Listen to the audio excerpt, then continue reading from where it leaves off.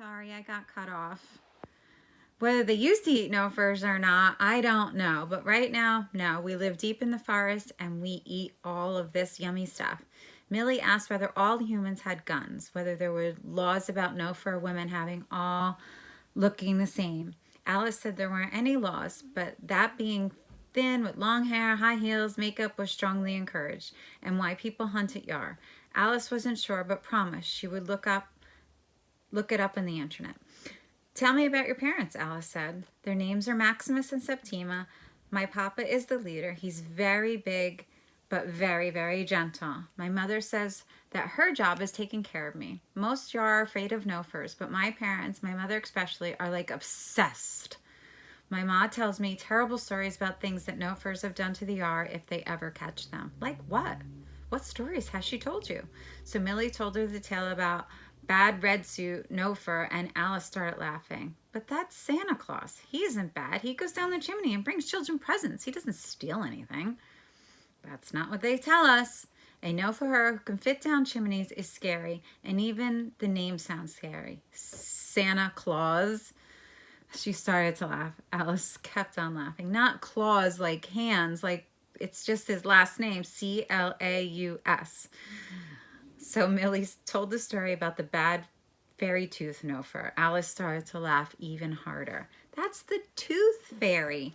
And she doesn't take money from children. She takes their teeth, but only after they've fallen out. And she leaves money in a note under their pillow. Alice paused and sounded sad when she said, or sometimes your family's housekeeper just gives you a gift card.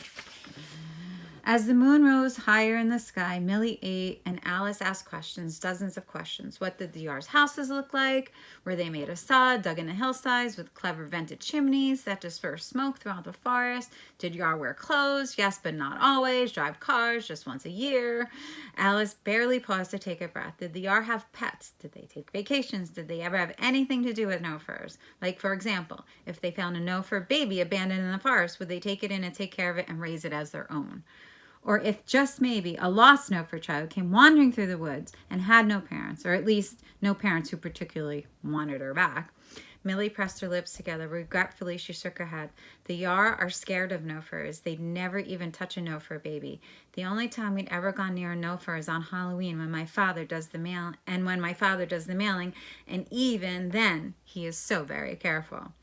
Alice seemed eager to ask more, but Millie got to her feet, carefully brushing the crumbs from her fur. I really must go.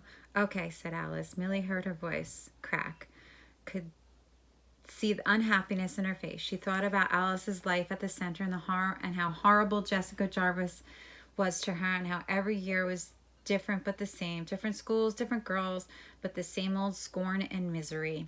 Different kids pulling different pranks, a dozen different versions of Jessica Jarvis pointing and laughing, different Novembers where she watched her classmates depart for train station and airports while she stayed behind at school because her parents were traveling and she was not invited to come along.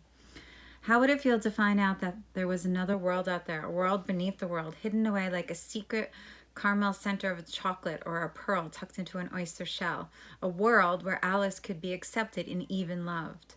To know that the world exists but that she could never go there, that the doors would always be locked against her. Millie didn't want to think about it. It made her very sad. She stood, stretched out her arms, and gave Alice the biggest, hardest hug she could manage. Then she said goodbye and kissed her friend's cheek and went running into the forest towards home. So there you have it. Sorry we got cut off. The next chapter is chapter 18, and that's Jeremy. So let's see what he has found out next.